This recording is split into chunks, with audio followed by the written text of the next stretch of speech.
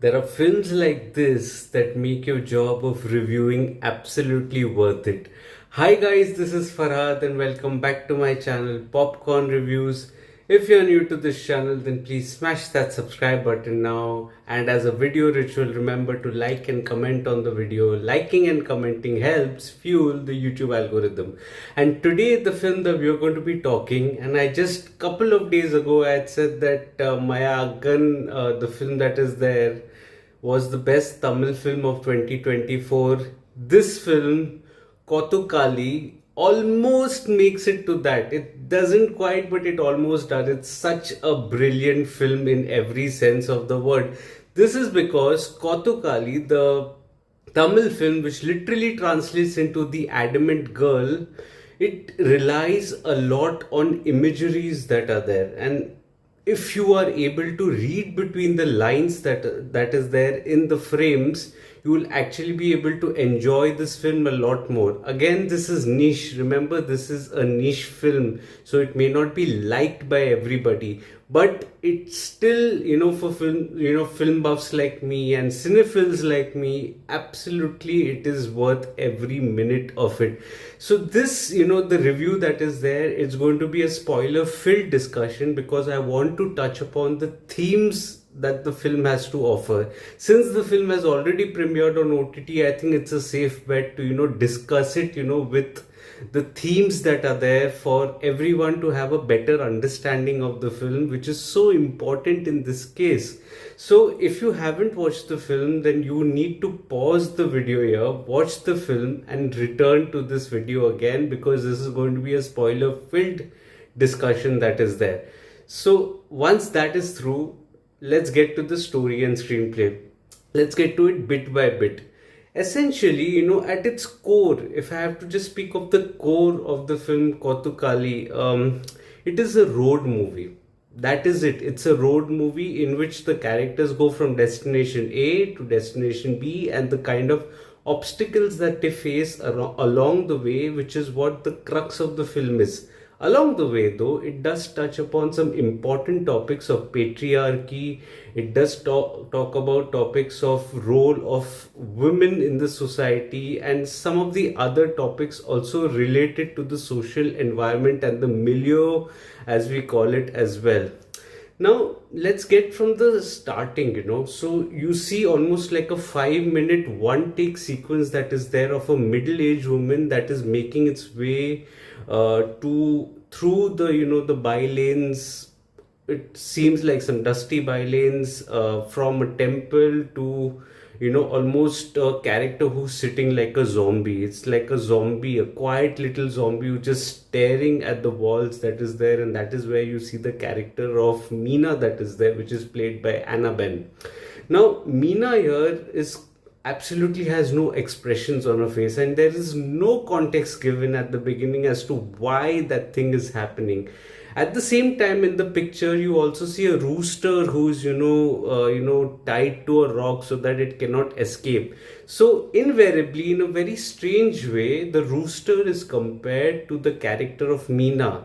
Rooster is physically tied to the rock, whereas Meena is not physically tied to any object. But at the same time, you see that her trapped sense is related to a mentality that is there of the society, as not as much as it is physically. Now, slowly but surely, you are introduced to some of the other characters along the way that are there, and that is when the journey begins, of the characters from point A to point B, and there are a number of obstacles along the way. Now, in a way, and because it's a road movie, there are events that are shown throughout the screenplay that is there. Most of it seem drastically emotionless that is there, but none of them are not important. Each detail that is given is very important here.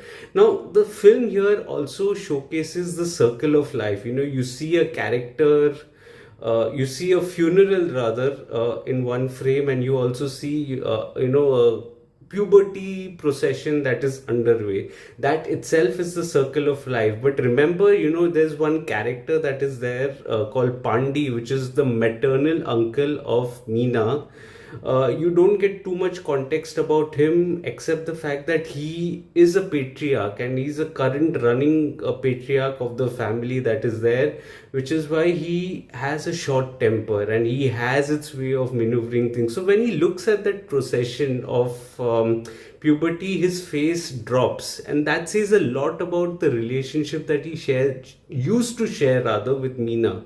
Imagine, this isn't shown, but his relationship with Meena would have been rather affectionate at some point of time, but at the current scenario where the characters find themselves in, there's a lot of cold energy that is, exchanged between the two. Now, you can look at some of the other details from a very social standpoint as well. For instance, there is a little conversation between the two characters saying that how the barren lands were converted into houses, and there were houses that were built which seemingly it seemed like the setup was of a village which is slowly turning into a town, in which that character further goes on to say that he wasn't allowed to buy a property or buy the house that is there. Now this can be viewed as the changing society that is there. As far as the society is concerned, it is changing its mindset, but the people in the society aren't willing to change, which is why that character wasn't allowed to buy that property. It's just a little hint that is given, and it's almost like an undercurrent which is linked to the main story. You further also see plastic bags being thrown. You see urine being sprinkled on those plastic bags. In that is one scene that is there. In another scene you also see a woman secretly, discreetly wearing a sanitary pad. So these are two distinct you can say imageries that are there, one representing patriarchy and what that forms, where the men are allowed to urinate freely, openly, without any discretion that is there, but a woman who's on periods has to be very discreet about that fact that is there. She's not even allowed to enter that temple that is there. You see that temple sequence at some point in the film, early on in the first act itself. But coming to the main characters that are there, now the main characters here, especially that of Meena and Pandi, they share a very weird sort of a relationship. In a scene, you don't see Meena talking at all, by the way. There's not even a single dialogue that is there that you see Meena mouthing. But there's one scene in which she's humming a little song which infuriates Pandi, and he absolutely, who's played by Soori, by the way, I missed that detail. So Pandi infuriated starts assaulting her and his family, which means that he had so much of anger within him, and it was almost like you cannot control your daughter, which is why it's happening. And that is when the revelation actually takes place. So the revelation doesn't take place at the start. It's in 1 hour into the film that you get to know of what the revelation is, and how of Meena wanting to marry a boy from an oppressed society, so to say, an oppressed caste. And that was the real conflict that is there, and the family are being taken to some destination that I'll get to in a minute. But in the meanwhile, you also see some of the other characters talking very freely about the fidelity of Meena and how she might be pregnant, and all those sort of loose character talks that are there. And I think that was also symbolism of what the society has come to. Without knowing facts, you're still spewing in all the venom that is there. Now there are a couple of other imageries also. One definitely that I covered, of the rooster, which is compared to the character of Meena, and how it is also held captive in a way for sacrifice, in a way that Meena is sacrificing for her family. At the same time, you also see an imagery of a bull that is there, and that bull represents patriarchy in the purest form. But the very next scene, you see, the bull being tamed by a little girl, and that little girl represents feminism that is there. So feminism, is a way of cutting down, and feminism does not mean necessarily mean empowering women. Yes, it does mean, but to a point where men and women are equal. That is feminism. It's not that woman then it becomes a matriarchal society. No, opposite of patriarchy cannot be matriarchy. It is equality, and I think that is what the film touches upon. But it is the final act that absolutely takes my heart. Before that, you also see the character, the youngest character that is there, of a child, of a boy that is there, who's the only one who's affectionate towards Meena. And in a very playful scene, you see his mother saying that he's like his father, only in a totally different context. So it remains to be seen whether that boy, when he grows up, does he become a patriarch or not, just like the maternal uncle that is there, Pandi, played by Soori.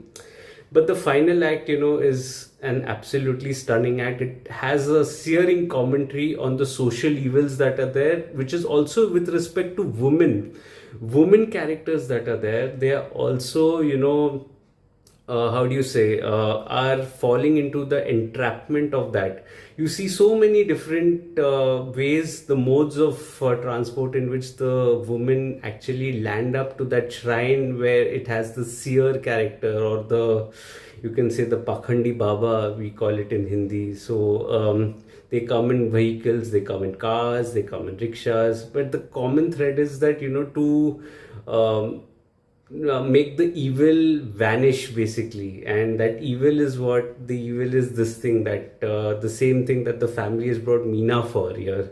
And here you see almost like, through the lens of Suri, through the lens of the character Pandi, you see a woman being assaulted by that seer. And it's absolutely shocking with the way he does it. And he says, I've removed the voodoo dolls and so. And Suri, absolutely, turns away, and he says that he thinks, no, this is not right, which means that Suri, the character of Suri that is there, he's mentally programmed to be a man. He's mentally taught to be how to behave as a man, whereas he wasn't really in agreement with it at some point in his life, but he bought into that idea. But at the same time, the ending is both, equally shocking and hopeful. Shocking because, the character Pandi is called for the ceremony of Meena that is there, while the screen absolutely turns black and says, this can end with you. And that says a lot. It's sad because, Meena has to go through that, and she has just one line in the entire film that is there. But there's a lot of hope also. So I think these are the themes that the film actually touches upon. Quickly coming on to the technical aspects, I think the dialogues are sparingly used. It uses silence as a virtue, even with the background music that is there. The cinematography comprises of nice wide shots that are there, that cover the different levels of the terrain, the landscape that is there, featuring the dusty bylanes, the green vegetation, and the pink hues that are there, each of which represents something. The dusty lanes, they represent the society. The green pastures, they, it's a sign of feminism, which is finding a way to grow. And the pink hues that is there represents a lot of hope. I think also the editing that is there is wonderful here. The editing definitely leaves a mark. It doesn't cut any scenes, which would have been like a lie.